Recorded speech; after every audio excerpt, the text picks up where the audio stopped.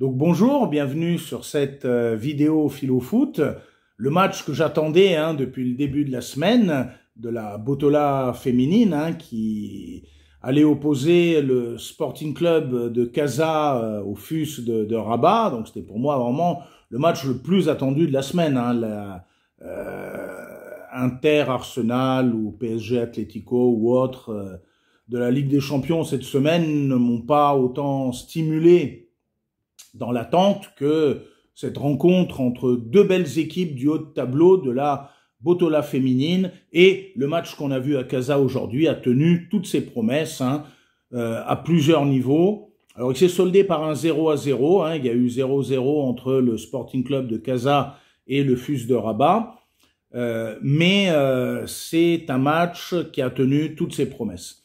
Premièrement, au niveau des joueuses sur le terrain, on a vu deux belles équipes engagées, chacune des équipes cherchait la gagne avec une tactique, on va le voir, différente. C'était aussi un match où il y avait un vrai duel de coach entre d'un côté Mehdi Bouabidi, le coach du Sporting Club de Casa, qui vient d'arriver cette année et à qui on souhaite vraiment le plus grand succès avec sa brillante équipe, et Mehdi El Kaïchouri, le coach du FUS, qui vient également d'intégrer le FAT, mais qui l'année dernière entraînait le Sporting Club de Casa, les a emmenés en finale de la CAF et les a amenés à la deuxième place du classement de la Botola féminine l'année dernière. Donc ça a été vraiment un match où on s'est régalé à tous les sens du terme. Alors la rencontre commence, les 5 premières minutes, c'est le Sporting Club de Casa qui domine, qui nous presse très haut.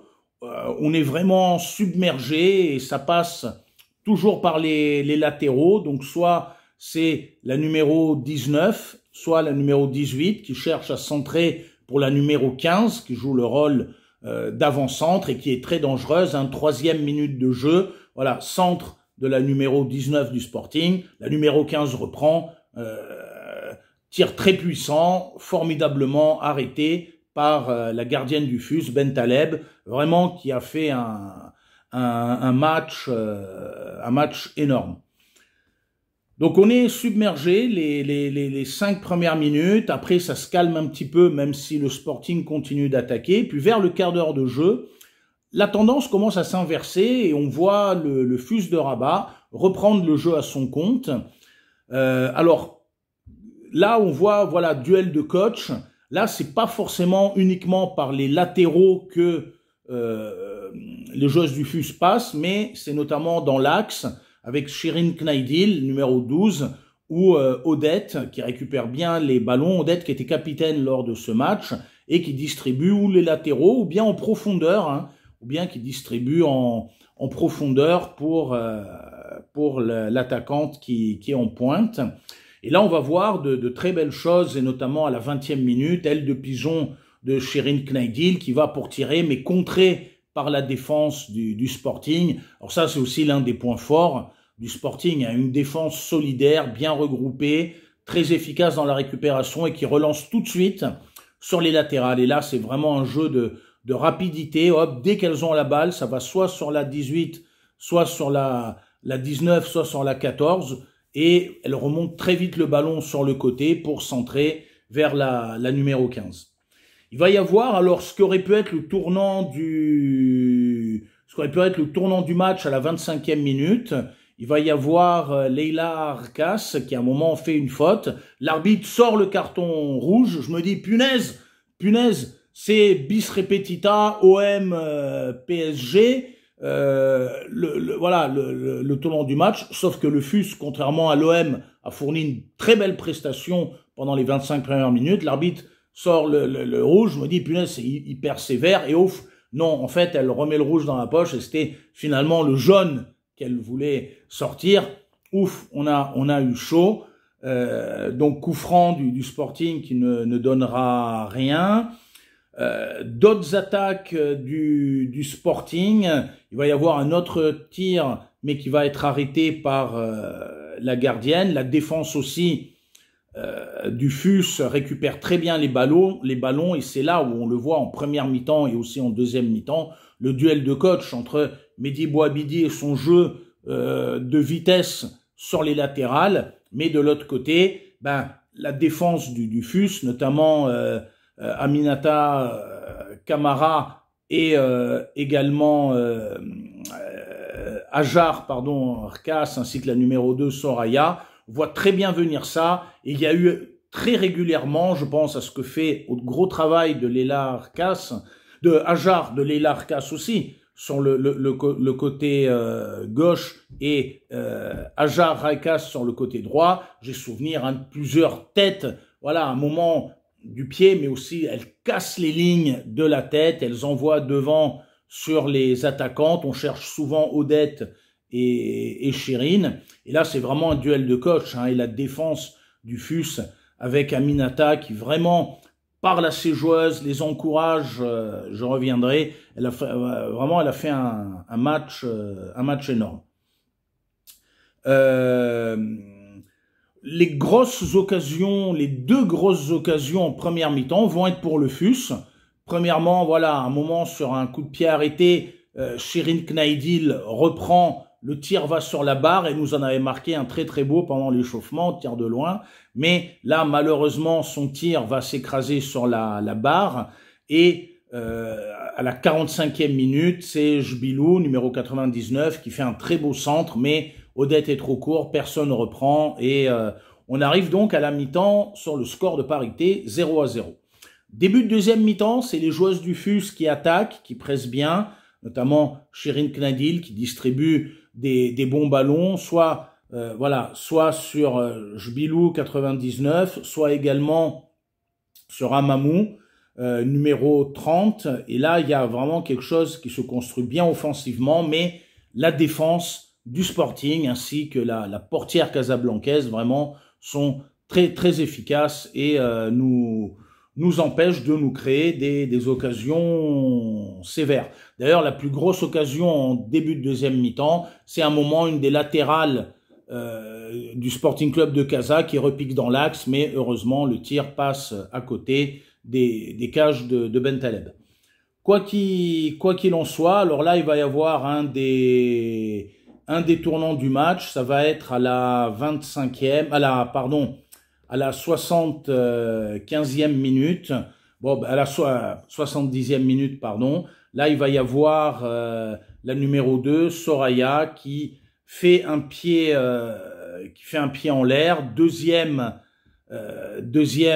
carton jaune, et voilà, carton rouge. Là, le FUS va jouer une vingtaine de minutes, plus les arrêts de jeu à 10 contre 11. La joueuse, malheureusement, doit laisser ses partenaires. Amina Camara va vraiment jouer son rôle. Elle va la consoler. Elle va aller vraiment essayer de lui... Aminata Camara, qui va vraiment jouer son rôle, et va aller consoler la joueuse du FUS, Soraya, qui sort. Ajar aussi lui tape sur l'épaule. Bon, à un moment, j'ai crié, allez, vous n'allez pas perdre, vous allez gagner le match. On croise les doigts. Mais c'est important. Alors, bien sûr, c'est pas la faute de Ajar si elle prend le rouge. Oui, on est dans le feu de l'action, dans les instincts. On lève le pied haut. Ça arrive dans une carrière. De toute façon, c'est toutes les joueuses. D'ailleurs, elles l'ont montré. C'est une équipe. C'est une équipe soudée, et là, je l'avais dit dans une vidéo Philofoot, Mehdi El Kachouri est en train de donner une âme à cette équipe du FUS, parce qu'on l'a vu, c'est un collectif qui a réagi. Mais il faut quand même faire gaffe. Je l'ai dit à mes joueuses de Educafoot, il faut quand même que vous fassiez très attention. Faut que vous fassiez quand même très attention aux...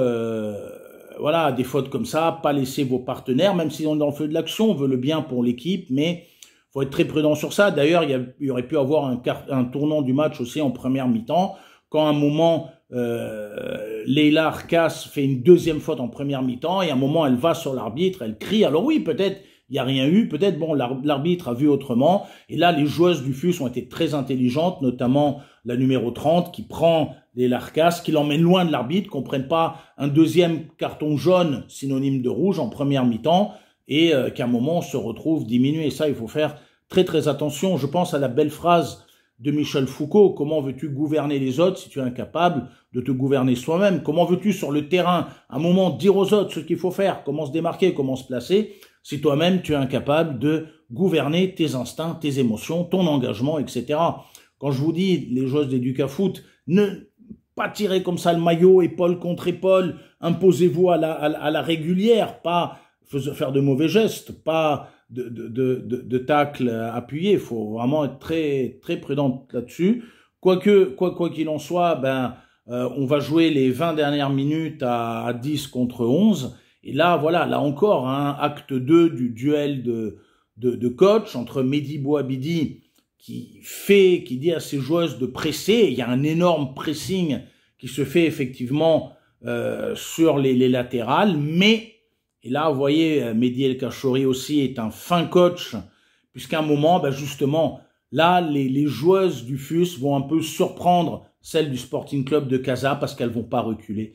Elles sont à 10 contre 11, elles vont pas jouer bloc bas, non, ça c'était vraiment finement joué. D'ailleurs, après le carton rouge du FUS, et ben là on voit Shirin Knaidi, les Odette qui justement attaquent, pressent haut et même se créent une occasion de but alors qu'elles sont à 10 contre 11. Et ça, je pense, peut-être, hein, ça a déstabilisé un peu l'équipe adverse, puisque le FUS, pendant un certain temps, va continuer de presser haut. Mais alors, quand on va rentrer dans le dernier quart d'heure, les 10 dernières minutes, là, le pressing, il est côté Sporting Club de Casa.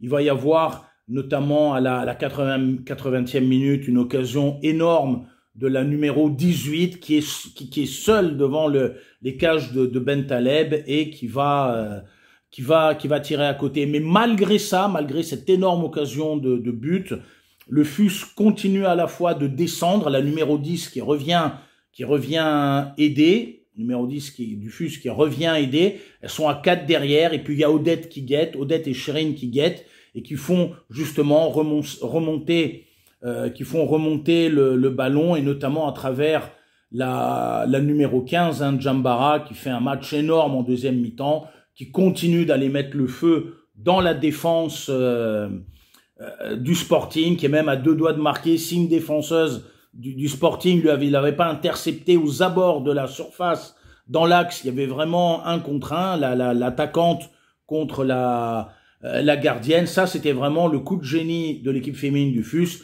ne pas subir le pressing. Alors, bah, bien évidemment, hein, les joueuses du Sporting sont en supériorité numérique, hein. À 3 minutes de la fin du match, il va y avoir un arrêt exceptionnel de Bentaleb. C'est vraiment l'une des... Elle a fait un match exceptionnel. L'une des joueuses du FUS qui a permis de revenir avec le 0-0 après l'infériorité numérique, c'est la gardienne Bentaleb. Elle a fait vraiment un match énorme. Tir sur la barre. Voilà, on est dans la dernière minute de jeu. Il y a un moment, tir sur la barre. Une joueuse du Sporting reprend. Et là, voilà, Bentaleb qui l'arrête, qui bloque la balle. La fin du match a été vraiment exceptionnelle. Oui, les joueuses du Sporting ont fait le siège devant les cages du FUS, mais la solidarité, l'âme du FUS a fait qu'on a préservé les cages inviolées. Alors peut-être, à un moment, je réfléchis comme ça en spectateur, en supporter, je n'ai aucun conseil ou avis à donner à ces 2 brillants coachs, mais à un moment, je me suis dit, heureusement que justement le pressing qu'elles nous ont fait les 10 dernières minutes, les joueuses du Sporting, c'était toujours sur les latérales. Heureusement qu'à un moment, elles n'ont pas changé justement de jeu, qu'elles n'ont pas essayé de passer par l'axe, parce que c'est justement la numéro 10 est descendue couvrir, et des fois je voyais, il y avait vraiment des boulevards dans l'axe. Les 10 dernières minutes, il y avait des boulevards dans l'axe, et je me suis dit, punaise, heureusement qu'il n'y a aucune des latérales qui à un moment fait sur des milieux qui iraient justement essayer de pénétrer par l'intérieur, au lieu de pénétrer par les couloirs extérieurs. Ben, je touche du bois, bon après, je ne sais pas, je dis ça, plus je spécule avec mes joueuses d'Educafoot et les U16 d'Educafoot et les cadets de l'AS en réfléchissant comme ça sur des matchs que je regarde, plus que, bien évidemment, en spectateur, je n'oserais pas me mettre à la place de ces brillants coachs. En tout cas, je pense qu'il y a eu vraiment l'une des clés de la rencontre, c'est que justement, les joueuses du FUS, quand elles ont joué à 10 contre 11, elles se sont pas repliées en bloc bas, et elles ont continué de presser, d'essayer d'attaquer et d'essayer de marquer. Je trouvais ça sacrément courageux. Je suis vraiment très très fier de cette équipe. On est aux antipodes de ce qu'a montré l'Olympique de Marseille contre Auxerre, notamment ce qu'ils auraient dû faire en deuxième mi-temps. C'est pour ça que au niveau du foot féminin, vraiment certaines stigmatisations, certains regards condescendants ou une indifférence parfois teintée d'ignorance pose problème. Je m'intéresse au foot féminin depuis l'année dernière et je vois des matchs de grande qualité, je vois des équipes investies corps et âme sur le terrain et parfois d'une manière beaucoup plus combative, beaucoup plus solidaire, avec beaucoup plus de niaque que on peut le voir chez certaines équipes masculines avec un budget parfois très élevé. En tout cas, on a assisté vraiment à une rencontre de qualité. Bon courage pour la suite du championnat à ces deux équipes et à très bientôt. Merci d'avoir suivi ce débrief Philo Foot. Et ah oui, j'allais dire mes tops et mes flops. Alors au niveau des tops du FUS, bon, la gardienne Bentaleb. À un moment, elle a fait des arrêts exceptionnels. Pendant tout le match, elle encourage ses joueuses. Elle leur dit, des fois, elle leur crie organisation, mais des fois, elle leur crie, allez les filles, et elle les pousse, etc. Ça, j'ai trouvé ça. Et puis, le 0-0, elle a fait de très beaux arrêts, notamment en deuxième mi-temps, on lui doit. L'autre top que j'ai envie de mettre, la numéro 6, Aminata Camara. Autant dans les premières rencontres, il a fallu un temps d'adaptation, parfois, voilà, une certaine extériorisation, mais là, je l'ai vraiment vue en taulière, sereine, solidaire de ses partenaires, elle encourage, elle dit à ses camarades, et surtout quand elle a crié, pas de faute en deuxième mi-temps, elle le voyait venir, précurseur, elle voyait venir. C'est très très bien. Alors, troisième, j'aurais envie de dire top, ex aequo, Shirin Knaidil et Odette, elles ont été vraiment top en milieu de terrain, distribuer des ballons, récupérer, vraiment un gros travail physique, et puis on sent Shirin Knaidil, vraiment toute son expérience, qui est mise au service du collectif, et justement, elle a aussi un mental d'acier, quand son mental va bien, elle est vraiment un des poumons de l'équipe, il en est de même pour Odette, qui a fait un gros match, qui a eu des crampes à la fin. Alors ensuite, quels sont mes flops? Eh bien, il y en a aucun. Moi, je voulais, voilà, petite leçon Philo Foot. C'est quand même un peu facile quand on est dans son canapé en train de manger des chips ou qu'on met, je sais pas, des écouteurs et qu'on s'improvise journaliste parfois sur les réseaux sociaux de dire, ou même des journalistes qui font ça avec leur, un côté hautain et méprisant. Non, moi, je n'ai aucun flop, justement, à dire dans cette équipe. Je m'inscris même contre cette espèce de logique là des gladiateurs, la Paul Veyne, le pain et le cirque, allez, hop, ça c'est le top, et hop, les flops, et qui est-ce qu'on va massacrer? Ben non, il n'y a aucun flop. Il n'y a aucun flop dans cette équipe. Justement, c'est un collectif qui allait ramener le 0-0. C'est un collectif, c'était des joueurs soudés, mais j'étais admiratif, j'aurais aimé voir ce match, justement, avec mes joueuses et les joueurs que je co-entraîne, j'aurais aimé. On a eu une belle leçon de solidarité des joueuses du FUS. Vraiment, elles ont joué regroupées. Il n'y a aucun flop. Vous avez tout été à la hauteur. Et ça, vraiment, j'ai beaucoup apprécié. Je ne mets pas de flop. C'est tellement facile. Non, je préfère mettre en avant ce qui était positif. Et ce qui était positif, la vaillance, la solidarité, l'engagement, match très physique. Et là, il faut faire attention au prochain match. Pas prendre des cartons rouges, un moment, se contrôler, comme dit Foucault, se gouverner soi-même, gouverner ses instincts, gouverner un trop-plein d'énergie pour rester justement sur le terrain avec ses camarades.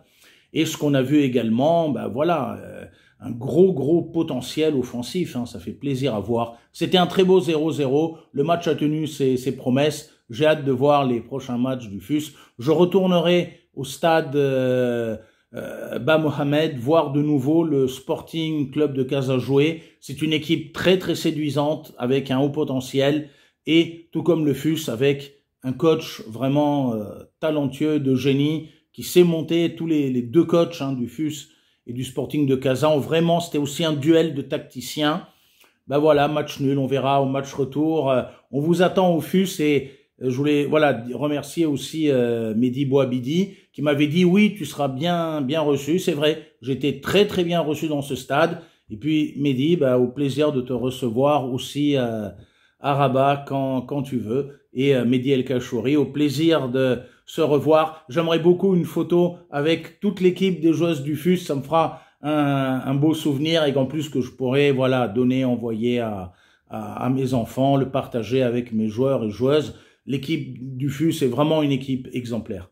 Je vais être sportif, l'équipe du Sporting Club de Casa est aussi une équipe exemplaire. Les deux équipes ont fait un match formidable à tous les niveaux. Bonsoir.